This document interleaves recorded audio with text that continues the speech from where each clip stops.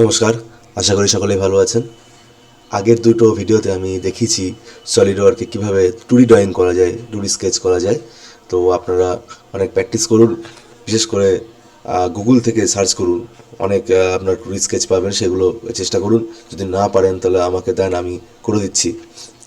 আমি আজকে 3D start করব এবং 3Dতে প্রথমে যে কমান্ডটা বিশেষ করে গুরুত্বপূর্ণ সেটা হচ্ছে এক্সট্রুডেড বস ব্রেস কমান্ড। এই কমান্ডটা আজকে ডিটেলসে বলবো, তারপরে একটা একটা করে কমেন্টস বলতে থাকবো। তো যাই হোক, শুরু করা যাক স্কেচ। এখানে আমি একটি সিলিন্ডার ড্র করার চেষ্টা করছি। প্রথমে একটি সলিড সিলিন্ডার ড্র করব, তারপর কীভাবে সলিড থেকে ফলো করা যায় সেগুলো আস্তে আস্তে আপনাদেরকে বলবো। প্রথমে একটা সার্কেল ড্র করলাম। একটি সিলিন্ডারের, একটি সলিড সিলিন্ডারের টপ ভিউ অবশ্যই একটা সার্কেল হবে। Features, extruded boss base. প্রথমে দেখেন এখানে অপশান দিচ্ছে sketch plane, surface, face plane, vertex আর অফসেট। আপনি এইখানে এক্সট্রুড বলতে এটাকে বড় করতে হবে, নিচ থেকে সোজা হয়ে বড় হচ্ছে। এই যে অ্যারোটা দেখতে পাচ্ছেন, এই অ্যারো অনুযায়ী বড় হবে। আপনি যদি এই অ্যারোর উল্টো দিকে বড় করতে চান, তাহলে যে ডিরেকশন এখানে সে রিভার্স অপশান মারতে হবে। তো প্রথমে আমি ফ্রম থেকে শুরু করি। যেমন এখানে স্কেচ প্লেন মানে আমার এই যে প্লেনটা রয়েছে, যে প্লেনের উপর আমি অলরেডি এঁকেছি, অর্থাৎ ফ্রন্ট প্লেনের উপর আমি এঁকেছি, তো ফ্রন্ট প্লেন থেকে এদিকে যাবে। তো যাই হোক, আমি স্কেচ প্লেনটা সিলেক্ট করে নিলাম। কখনো অফসেট করলে অফসেটও করা যেতে পারে, হ্যাঁ, বা ভার্টেক্সও করা যেতে পারে, সারফেস ফেস প্লেনও করা যেতে পারে। এক্ষেত্রে আমি স্কেচ প্লেন রাখলাম। এবং এরপরে রয়েছে যে অপশান কটা, সেটা হচ্ছে blind, up to vertex, up to surface, offset from surface, up to body, mid plane. তো যাই হোক, এইগুলো আপনারা যখন করবেন একটা একটা করে, তখন বুঝতে পারবেন এগুলোর কতটা গুরুত্বপূর্ণতা আছে। তো আমি আজকে প্রথমে ব্লাইন্ড দিয়ে দেখাচ্ছি। ব্লাইন্ড দিয়ে কিছু না, যেরকম দেখার মানে যেরকম অ্যারো রয়েছে, আপনি এখানে যদি 30 mm লিখে দেন, তাহলে এই সিলিন্ডারটা 30 mm অব্দি এর মানে আপনার হচ্ছে হাইটটা হয়ে গেল। এবারে আমি যদি এখানে মিড প্লেন সিলেক্ট করি, তাহলে এটা প্লেনটা মিডলে থাকবে, কিন্তু এটা 30 হবে। ওর যে লেন্থ আছে সেটা 30 হবে, কিন্তু এটা মিড প্লেন অনুযায়ী হবে। তো যাই হোক, আগে প্রথমে একটু ড্রটা করেই নিই। এই যে আমাদের সিলিন্ডারটা ড্র হয়ে গেছে।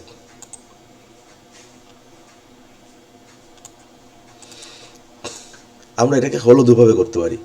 এক, এখানে এর উপর একটা সিলেক্ট করলাম, সিলেক্ট করার পর এই যে স্কেচ অপশান দিচ্ছে, স্কেচ অপশানটা ক্লিক করে নিতে হবে। এবার আপনারা এটাকে নর্মাল টু করতে পারেন, অথবা না হলেও হবে। যদি নর্মাল টু করেন তাহলে আপনাদের আঁকতে সুবিধা হবে। এইবার এখানে একটি সার্কেল ড্র করলাম। যতটা আপনারা থিকনেস নেবেন সেই অনুযায়ী একটা গ্যাপ রাখবেন, বা ডাইমেনশনটা আপনারা দিয়ে নেবেন। আমি এরকম রাখলাম।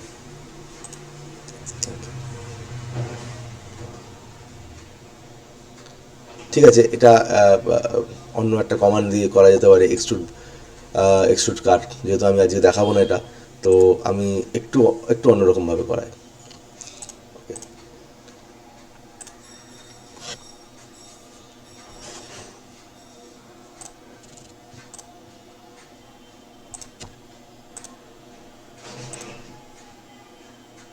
ওকে,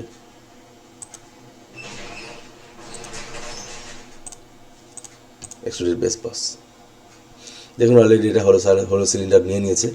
আমি যদি এখানে 30 বা 40 দিই, তাহলে এটা একটি হলো সিলিন্ডার ড্র হয়ে গেছে।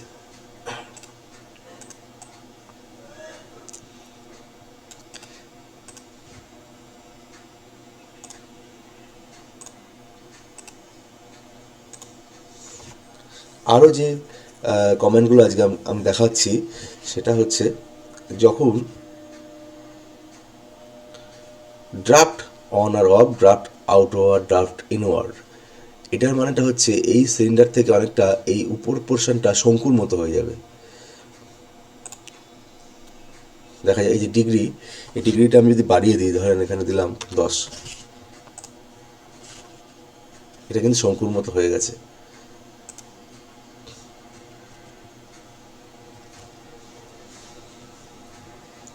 দেখা যাক। এই যে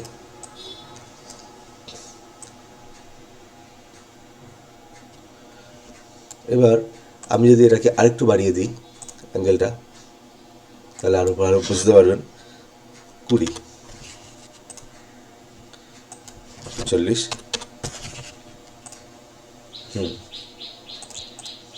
এবার দেখুন একটা শঙ্কু আকৃতি হয়ে গেছে, যদিও তার মাথা কাটা।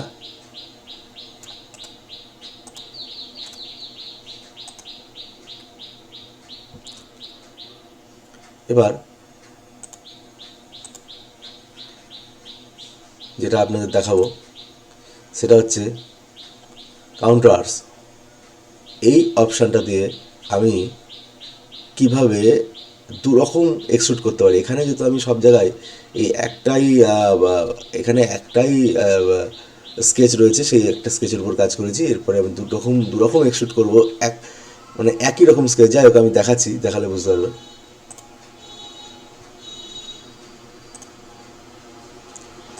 এটা নিউ করে নিই, সুবিধা হবে।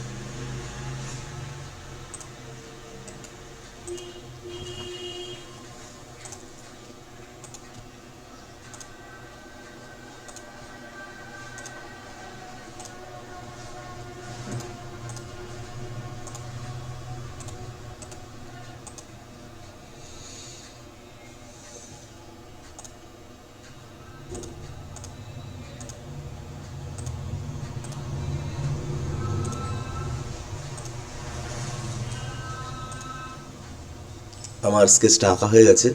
এবারে আমি দেখাবো এক্সট্রুড করে। এবার আমি এই এখানে যে সিলিন্ডারগুলো রয়েছে, এগুলো আমি আগে এক্সট্রুড করব, তারপরে আমি ভিতরে পার্টসটাকে এক্সট্রুড করব, যেহেতু আলাদা আলাদা ডাইমেনশন আছে।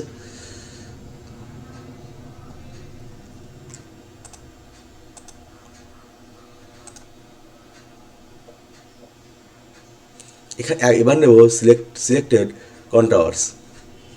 এখানে আমি এটা আগে সিলেক্ট করে নিলাম। এই এই এই ব্যাস, মিড প্লেন, আমার সুবিধার্থে মিড প্লেন আমি সিলেক্ট করলাম। এখানে আমি নিলাম সাপোজ 35। ওকে, এবার এখানে এসে একবার স্কেচে ক্লিক করে এক্সট্রুড বেস পাস। এইবার যেটা করব, এটা সিলেক্ট করব, এটা সিলেক্ট করব। অলরেডি এটা বেরিয়ে গেছে, কোনো ব্যাপার না। এটাকে মিড প্লেন নিয়ে নেব। এখানে 35টাকে আমি দিলাম 25। দেখুন,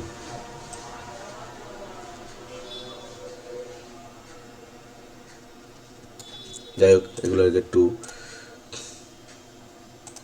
ইনভিজিবল করে দিই। হ্যাঁ, ব্যাস। এবার দেখুন,